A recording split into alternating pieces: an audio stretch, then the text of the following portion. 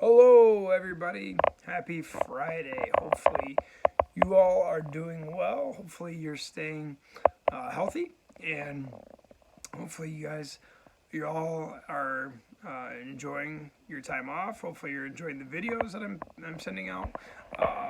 We are going to continue with the videos. We're going to continue talking about Unit 5, political participation today.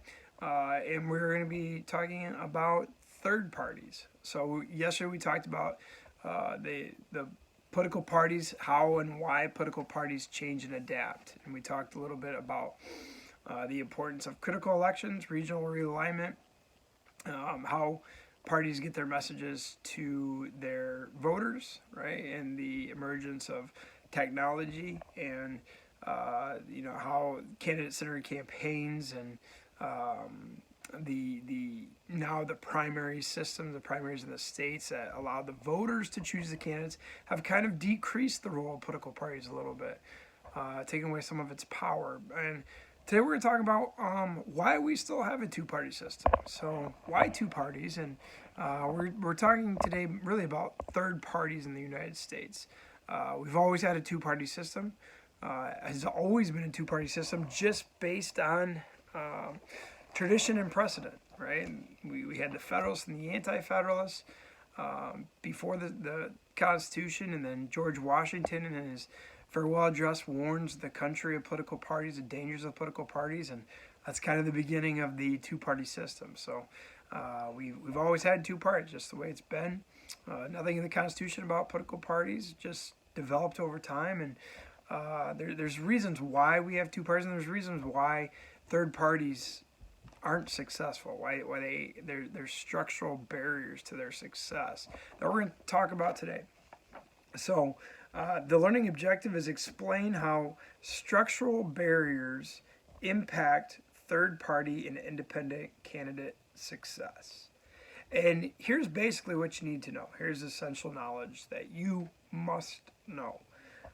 In comparison to proportional systems, winner-take-all voting districts serve as a structural barrier to third-party and independent candidate success, right?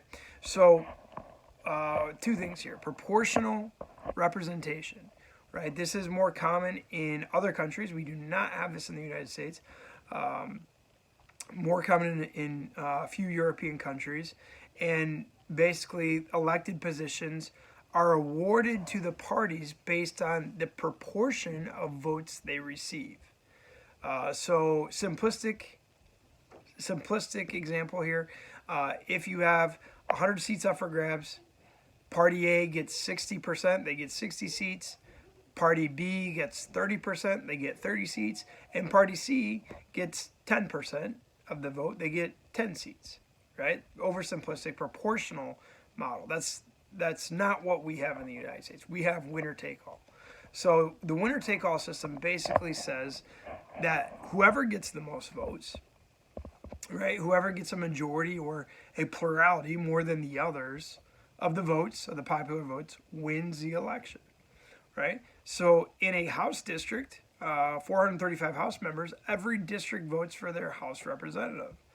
And whoever gets the most votes in that district, whatever district they're running in, let's say it's the 10th district in Michigan, right? Whoever gets the most votes in the 10th district of Michigan wins the seat in the House of Representatives, right? And those are usually dominated by the two parties, right? Same thing with the senators. If it's a Senate vote, we're electing a senator for the state of Michigan.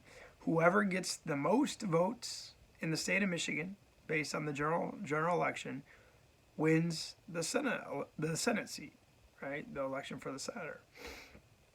And then the president is a little bit different. It is a series of 50 elections in all 50 states. And really the only thing that matters is the popular vote in the state, right?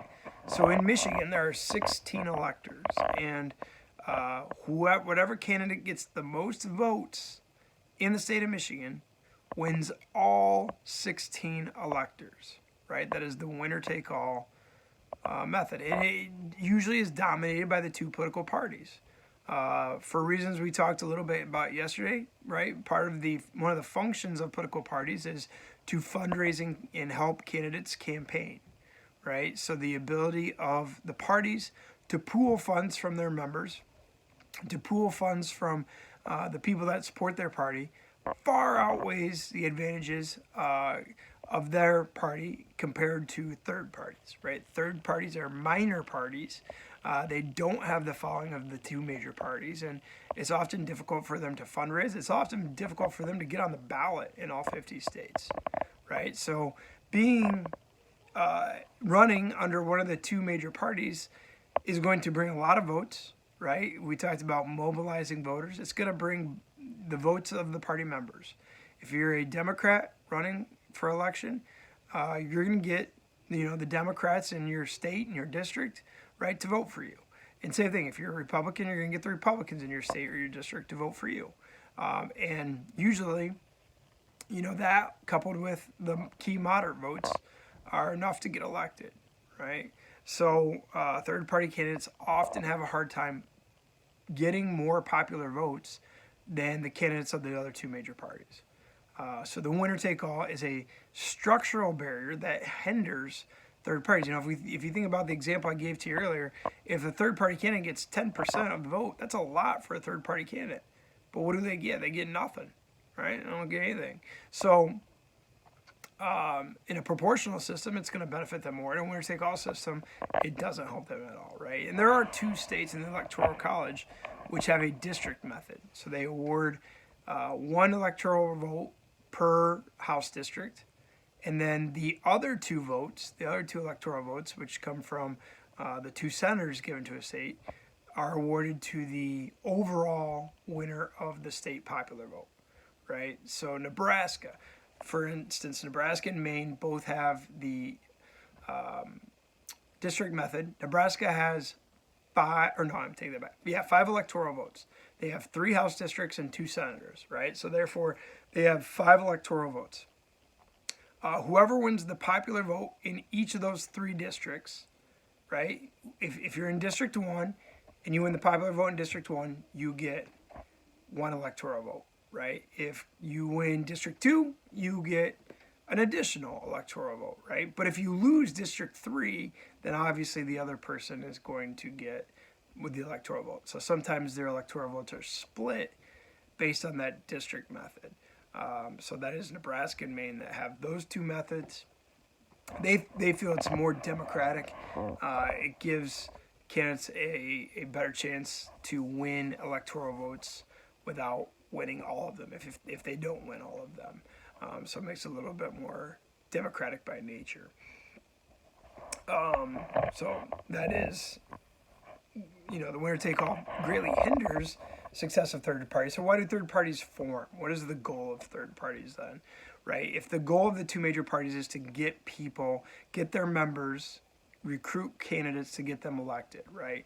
Getting, if you're a Republican or Democratic Party, getting your candidates elected in the House, getting your members elected in the Senate, winning the White House, winning the executive branch, the presidency, is obviously very important for those parties. So if no third-party candidate has ever won the presidency, right? George Wallace, back in 1968, was the last third-party candidate to win an electoral vote.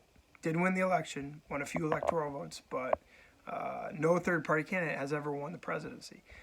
There have been a few third-party candidates win seats in the House and the Senate, just because, in a House district, it's a little bit easier to campaign in a House district when you only need a majority vote or more than the others in that particular district. And then in the Senate, if you can get the most votes in the state, you have a more likelihood of winning, of beating the 2 major parties that way. So in local elections, in smaller elections, it's a little bit easier for third-party candidates to win. Bernie Sanders, for instance, is a third-party candidate. Although he caucuses with the Democratic Party, he is considered a third-party independent. So why do they exist? Like, they don't win elections. 99.5% of the time they lose elections, right? So why do third party candidates exist? Why do they run? What's the point of a third party? So third parties are kind of like outlets, right? And if your party, if you're a Republican or a Democrat and you feel that your party is not meeting your needs, third parties are often outlets for voters. So you don't have to be tied to one political party. Right now, a lot of people believe that voting third parties often throwing your vote away, right? That because they're not going to win the election, you're basically just throwing your vote away.